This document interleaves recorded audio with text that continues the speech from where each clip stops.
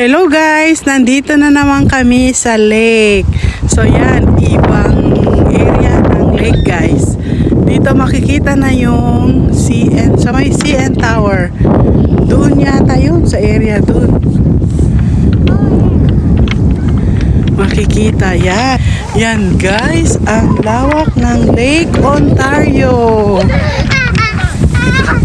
Apay.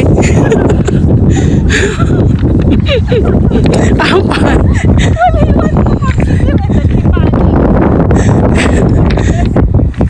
It's crazy.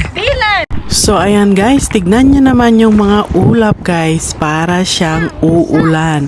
Buti na lang hindi naman umulan guys, kaya nakapag-enjoy din kami dito sa lugar kung saan kami namasyal this weekend.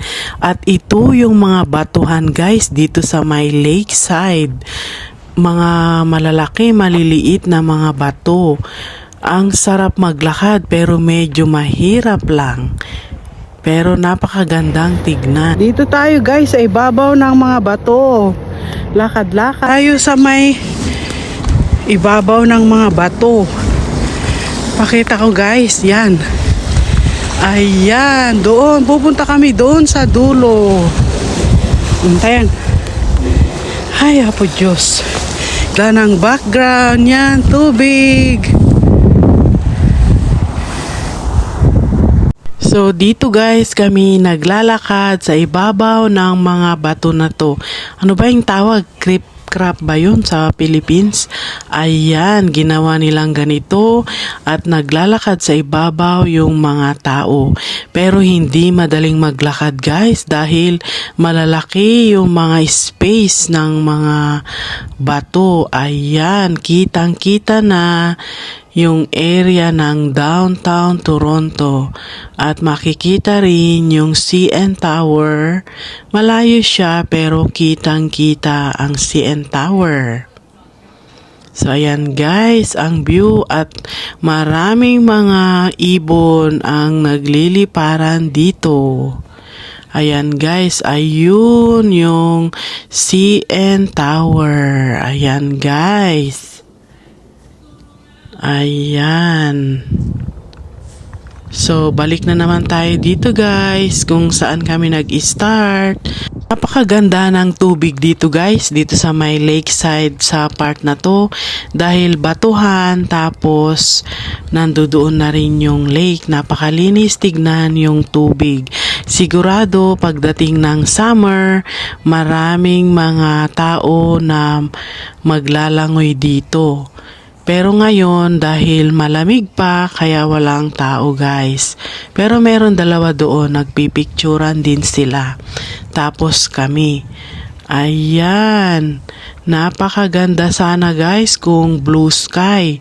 Pero sobrang dami ng ulap. Dahil nga panay ulan dito ngayon. Pero hindi yun nakakapigil guys sa ating paglakwatsa. Kaya nandito kami guys kahit na sobrang lamig pa. Ayan. Ito naman yung area kung saan yung mga iba ay nagfi-fishing. Yan, dahil ito yung pabalik na kami sa car para umuwi. So, binidyo ko tong area na to guys. Maraming mga dyan duck kanina. Pero hindi ko na sila na videohan. So, yan. Maglalakad kami. Pupuntahan namin yung... Hindi ko alam kung anong area ba yung may tubig dyan na maraming tulay. Ayan guys, parang yata rainwater, ewan ko kung anong gagawin nila dyan. Ayan, magpo-posing muna guys bago umuwi. Ayan ang lake. Walang sawang posing na to. Alang-alang sa ating reels guys, kailangan nating kumuha ng video para may i-upload tayo sa ating reels. Kumusta naman kayo guys? Kumusta na ang inyong pagre-reels?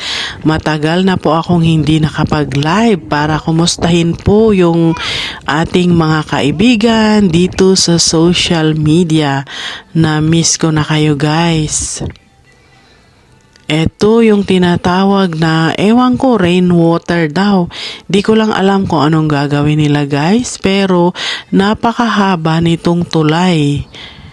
Nito linalakaran ng mga tao at maraming mga duck dyan sa water. Dumaan kami dito guys bago kami umuwi. Makompleto ang ating lakwatsa. Ayan lang guys for today's video.